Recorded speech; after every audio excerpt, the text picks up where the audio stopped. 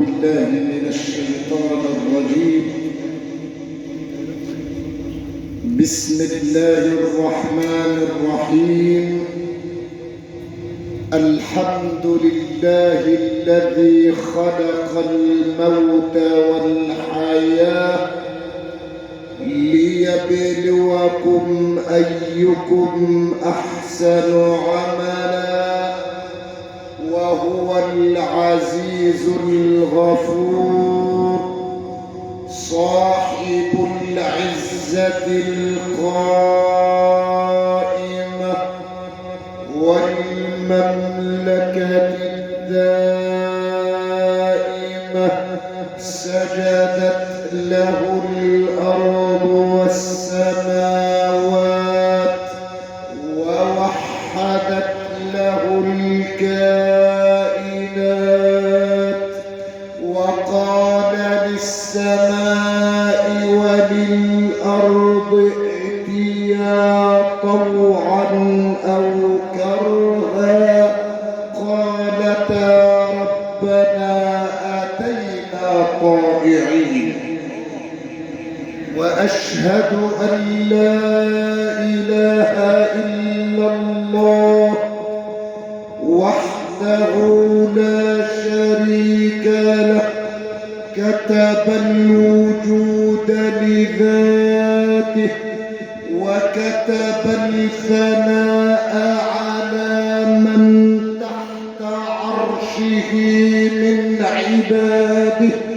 وأشهد أن سيدنا محمدا رسول الله خير البشر وخير من حج واعتمر وخير من بشر وأنذر وأمر بالمعروف ونهى عن المنكر، فلا كلا ولا ملا ولا ولى ولا أدبر.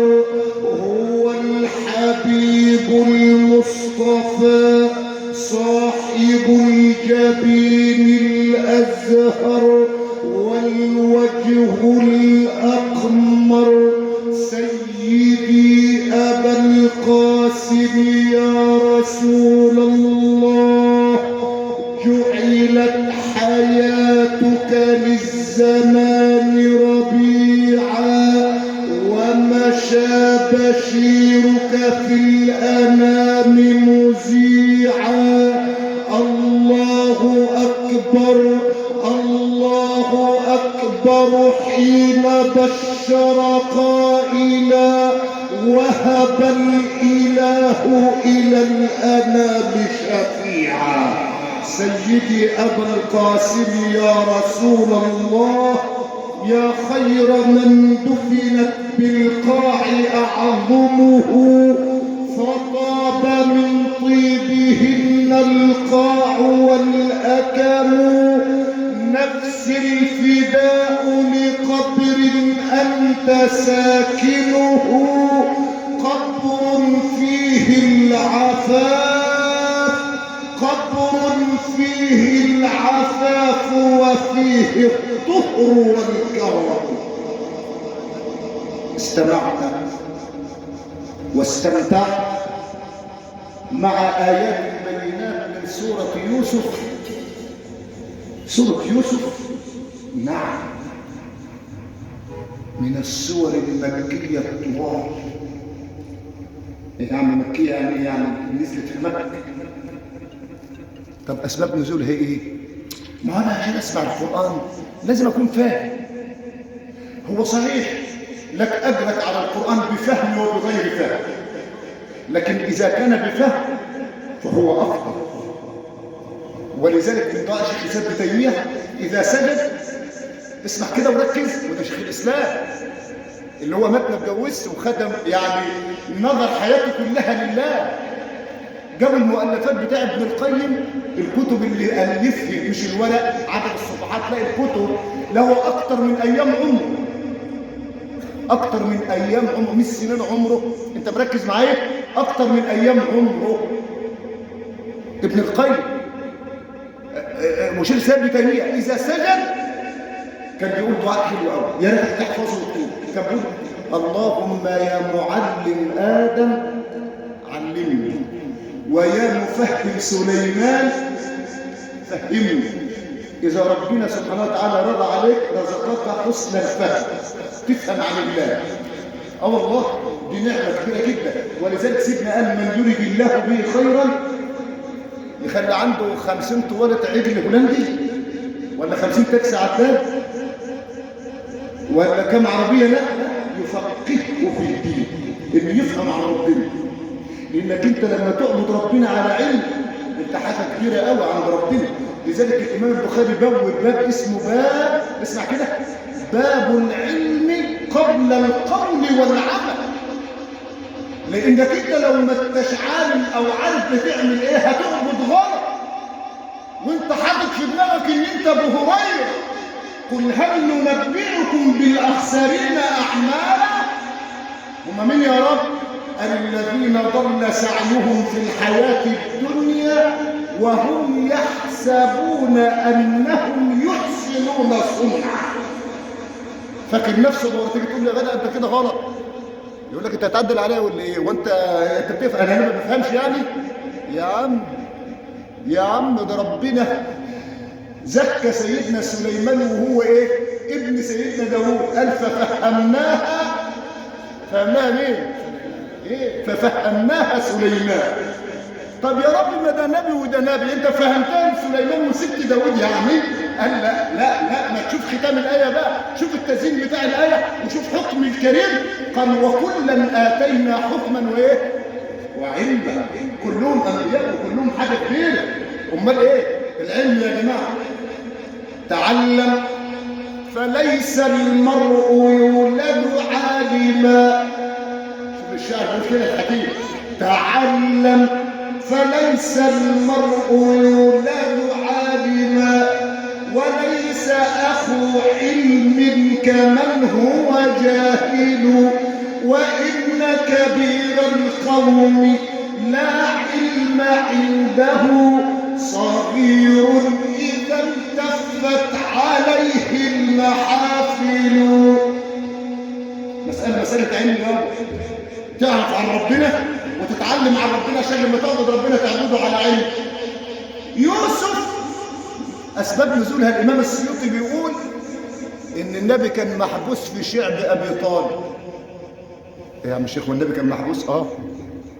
كان محبوس 3 سنين في حي كده اسمه شعب أبي طالب، ولا يدوا المشركين ولا ياخذوا منه ولا يبيعوا له ولا يشتروا منه، لدرجة إن المسلمين والنبي كان معهم كانوا ورق الإيه؟ ورق الشجر. لا حول ولا قوة إلا بالله. ما هذا؟ ضيق وشدة وفيهم مين؟ محمد صلى الله عليه وسلم. ده كله تشريع لنا. هو يعني ربنا ما كانش قادر ينزل المائدة لسيدنا النبي؟ قادر ولا لا؟ أي والله قادر على كل شيء ولا يعجزه شيء سبحانه وتعالى، لأنه هو عنده الإحاطة والعلم بكل شيء. وأنا قلت لك قبل كده في آية في سورة الأنعام تسمى آية الإحاطة، تحب تسمعها بقلبك؟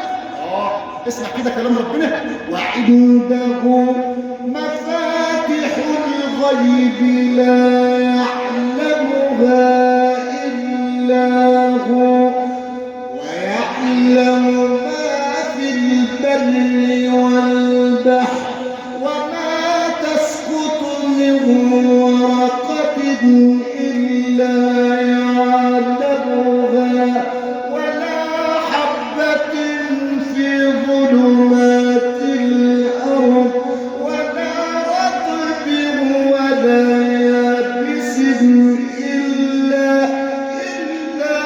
في كتاب مبين. وحد الله رب العالمين. الإحاطة يحيط بكل شيء. فالصحابة من الضيق اللي هم فيه قالوا له يا رسول الله ما تحكي لنا حكاية، ما تقول لنا حدوته زي ما احنا بنقول بالبلد، احكي لنا حكاية.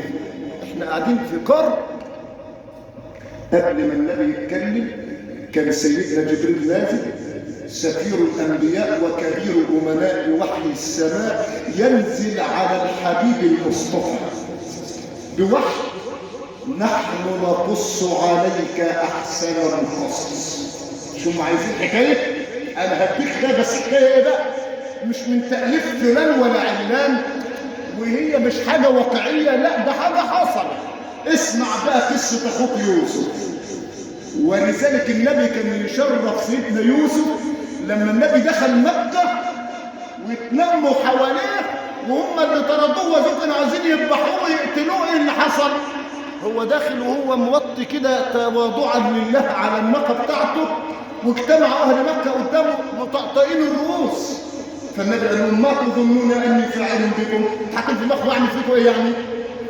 قال والله حاطين في دماغنا الخير، لأنك أنت خير وابن خير يعني، أخ كريم وابن أخ كريم. قال اذهبوا فأنتم الطلقاء فإنني لا يسعني إلا أن أقول لكم كما قال يوسف لإخوته بعد ما طردوه وكانوا عايزين يقتلوه برضه، ولما التقوا رايحين يشحتوا منه في الآخر في قصة سيدنا يوسف، بيشحتوا منه في الآخر. قال لا تسريب عليكم اليوم. لا تسريب يعني لا لوم عليكم، يغفر الله لكم وهو أرحم الراحمين. كرم. وقص عليه قصة سيدنا يوسف كلها في الايه؟ في القرآن الكريم. وأنا أتكلم عن سيدنا يوسف هديك دواء صغير كده من صيدلية الحبيب المصطفى. ركز كده الكلمتين دول. لما تبقى في قرب وفي شدة وفي مسلك ما انتش لاقي له مخرج، اخلب نفسك وامسك المصحف واقرأ سورتين 2 في القرآن بنية تفريج الهم والكرب والمخرج. سورة يونس وسورة ايه؟ يوسف. دول مخصصين لتفريج الايه؟ الهم والغم. واحنا دلوقتي اليومين دول عايشين في هم ما يعلم بينا ربنا كلنا، لان الارض ما تزلزلش الا لما يكون ربنا غضبان. انت فاهم كلامي طبعا. وان الاسعار ما تغلاش وتبقى فك مفترس الا لما احنا نبعد عن ربنا. مفيش مفر الا انك انت ترجع له وتتوب اليه. هي الزلزال دي حصلت قبل كده في البخاري، اسمع كده، في الصحيح حصلت حتى ايام النبي. الارض الزلزلت فالنبي ضرب الارض برجله وقال اثبتي ايحدث هذا وانا على ظهرك؟ فانزل الله قوله تعالى وما كان الله ليعذبهم وانت ما تصلى عليه. والله يعني وجود النبي في الدنيا كان رحمه لاهل الدنيا، مؤمن وكافر، حيوان وانسان، وجاء النبي كان امان ورحمه لكل اهل الارض. طب يا رب لما حياتي امان لامتي، طب لما اموت، طب الغلابه دول مين اللي يبقى لهم؟ كمل الايه بقى، قال وما كان الله معذبهم وهم يستغفرون. الاستغفار عايز ربنا يفك كربك ويرخيها، يعني زي ما احنا بنقول دائما ابدا استغفر الله. طول ما انت اجعل ذكرك كله استغفار يا عم. النبي قال ما الذي ما الاستغفار، عد معايا، جعل الله له من كل هم فرجا ومن كل ضيق مخرجا ورزقه من حيث لا يحتسب. الامام الحسن البصري قاعد كده لقى واحد داخل عليه وبيدي درس. طولت؟ لا بدي درس. فدخل واحد بالباب قال له يا حسن السماء ما عادش ميه وهنموت عايزين مطر، اعمل ايه؟ قال له استغفر الله. شويه ودخل واحد للجهه الثانيه في نفس المكان، يا حسن قال له ذنوب كتيره وعايز اعمل ايه؟ اتوب. قال له استغفر الله. دخل واحد ثالث من الجهه الثانيه، يا حسن انا فقير ما عنديش مال ونفسي يبقى عندي فلوس، اعمل ايه؟ قال له استغفر الله. دخل واحد رابع، يا حسن نفسي اخلف عيل يورثني وانا ما بخلفش، اعمل ايه؟ قال له استغفر الله. فتعجب الجالسون وقالوا يا هذا يا حسن كلما جاءك جاء يشكو اليه قلت له استغفر الله. بقى يعني الامراض مختلفه والعلاج واحد. قال ولما تعجبون أو ما قرأتم قوله تعالى فقلت استغفروا ربكم إنه كان غفارا يرسل السماء عليكم مدرارا ويمددكم بأموال وبنين ويجعل لكم جنات ويجعل لكم أنهارا. توحد الله. الاستغفار. يوسف وقع في ضيق وفي شدة، وأنا ليا كان معاه وقع مع 3 أقمصة، ولكن أنا هختم هقول لك على 3 أقمصة بدون شرح. قميص الاتهام، وقميص البراءة، وقميص الشفاء. قميص الاتهام لما خلعوا فوقهم القميص وعقوه بالدم وذبحوا الشهم وغرقوا بالدم، فسيدنا يعقوب بيبص كده، أي ذئب هذا؟ هو الديب اللي كان ابني. خلعوا هدومه قبل ما ياكلوا، مفيش خبطة ناب ولا عضة سنان يعني ولا حاجة، دليل على كذبهم يعني. وبقول لك بالليل ابن كثير بيقول ان سيدنا يعقوب بالليل استدعى ذئاب الارض، والذئاب كلها طلع في الباديه ونادى على ذئاب الارض، ربنا وصل صوته للدنيا كلها. الذئاب بتاع الارض كلها جت قدامه، قال لهم مين منكم اللي كان ابني؟ من منكم اكل قرة عيني وحبيبي يوسف؟ فقالت الذئاب والله يا نبي الله ما اكلناه ولا ينبغي لنا ان ناكله، فإن الله حرم علينا أجساد الأنبياء. مش ممكن أبدا. يوسف، يلي عندك ضيق، يلي عندك شدة، يلي عندك مشكلة ملهاش حل، اقرأ يوسف واقرأ سورة يونس وربنا سبحانه وتعالى هيفك كربك. والقميص الثاني قميص الاتهام، أقصد قميص البراءة إن كان قميصه والقصة معروفة. والقميص الثالث قميص الشفاء، لما التقى بهم وهم رايحين يشحتوا منه قالوا له معلش سامحنا احنا كنا مخطئين وبتاع، قال لا تسريب عليكم خلاص. حتى لما جه يتكلم قال من بعد ان نزغ الشيطان بيني وبين اخوتي، يعني ما قالش نزغ الشيطان بين اخوتي وبيني، لا جاب نفسه الاول كانه هو المدن وهو السبب في المشكله. تواضع من نبي الله يوسف. خلي بالك، قال لهم اذهبوا بقميصي هذا فألقوه على وجه أبي يأتي إيه؟ بصيرا. قميص الشفاء. يا جماعة والله الذي لا إله غيره، مهما كانت مكانة العبد في الدنيا إذا لم يرجع إلى الله إن الحيوان أفضل منه عند الله. الحيوان بتاخد منه لحمة، بتاخد منه لبن، بتاخد منه مش عارف إيه، لكن لو لما يبقى إنسان كده وتشوفه وجيه لا يصلي لا يصوم يسب الدين، اقسم بالله الحيوان افضل منه. انا مش بكرهك، انت بتتكلم مع الزعل بني ادمين كده، هو الحيوان يا اخي ده ربنا وصف بعض البني ادمين الكفره والفسقه باكثر من كده، وانا مش هتكلم ولا اقول ان الوضع او المجال لا يتسع لذلك، ونريد ان نسمع فضيله الشيخ محمد. وفي الختام يجب علينا ان نستعد للقاء الله، فان الموت آت لا محاله. يوم الجمعة اللي فات على واحد من عندنا يمكن تسمعوا الحاج سيد هلال عامر، ما شاء الله الصبح كده فات عليه يوم الخميس، هو مات يوم الجمعة، يوم الخميس بهزر معاه بنتكلم، وراجل بتاع ربنا والله الذي لا اله غيره. بعدها روحت بعدها بساعتين قالوا ده الراجل مات، ما فيش حاجة خالص. الموت يأتي بغتة. خلي بالك، انت استعديت؟ انت الآن مستعد انك انت تموت؟ انت الآن عندك استعداد انك تقابل ربنا وتتحاسب؟ انت خلاص خلصت اللي عليك؟ كتبت وصيتك؟ ظبطت الدنيا؟ بالله عليك انت جاهز يعني؟ احنا جاهزين. ده احنا يا جماعه احنا مقصرين تقصير، وانتوا فاكرين المساله اللي بيبقى عندنا جلسه في محكمه ابتدائيه وممكن ياخد براءه وممكن ياخد ايه يعني 6 شهور ولا سنتين ولا 10 سنين ولا 5، اللي بياخد 25 سنه ما هو بيطلع برضه، لكن هناك حبس انفرادي في جهنم الى ما لا نهايه. ما هو هناك ما فيش نتيجه في الاخر، ما فيش ايام، كان هنا ايام والسنه خلصت على دوران الارض حول الشمس وحول نفسها والحكايه والروايه لتعلموا عدد السنين، لكن هناك لا يرون فيها شمسا ولا ما فيش الكلام. انت يعني شوف الشاعر بيقول ايه، بيقول لو انت مين يعني وانت خلاص، بيقول والله لو عاش الفتى ألفا من الأعوام مالك أمره لا يعتريه السكم يوما كلا، ولم تخطر الغموم يوما بباله متلذذ بكل نعماء عصره.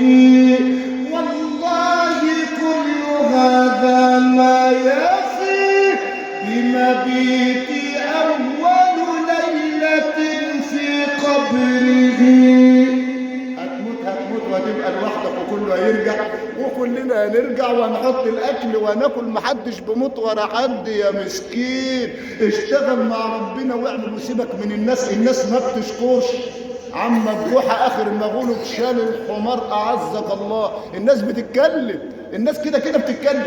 طب انا اعمل ايه يا عم الشيخ لما كله بيتكلم؟ انا اشتغل مع ده ودول هو كفيل يخليهم معايا تمام، لانه هو اللي ماسك الايه؟ القلوب كلها. اسال الله العلي العظيم ان يجعلني واياكم من الذين يستمعون القول فيتبعون احسنه. اللهم اغفر له وارحمه، اللهم عافه واعف عنه، اللهم ان كان محسنا فزد في حسناته، وان كان مسيئا فتجاوز عن سيئاته. اللهم اجعل من امامه نورا ومن خلفه نورا وعن يمينه نورا وعن شماله نورا ومن فوقه نورا ومن تحته نورا واعظم له نورا يا نور السماوات والارض يا رب العالمين. اللهم اغفر لحينا وميتنا وشاهدنا وغائبنا وصغيرنا وكبيرنا وذكرنا وانثانا برحمتك يا ارحم الراحمين. اللهم ارزقنا جميعا قبل الموت توبه وعند الموت شهاده وبعد الموت جنه ونعيما وملكا كبيرا. اكثروا دائما من الصلاه والسلام على سيدي وحبيبي ونور قلبي وعقلي محمد طب القلوب ودوائها وعافية الأبدان وشفائها ونور الأبصار وضيائها. وأستودعكم الله الذي لا تضيع ودائعه. أقول قولي هذا وأستغفر الله لي ولكم، والسلام عليكم ورحمة الله وبركاته.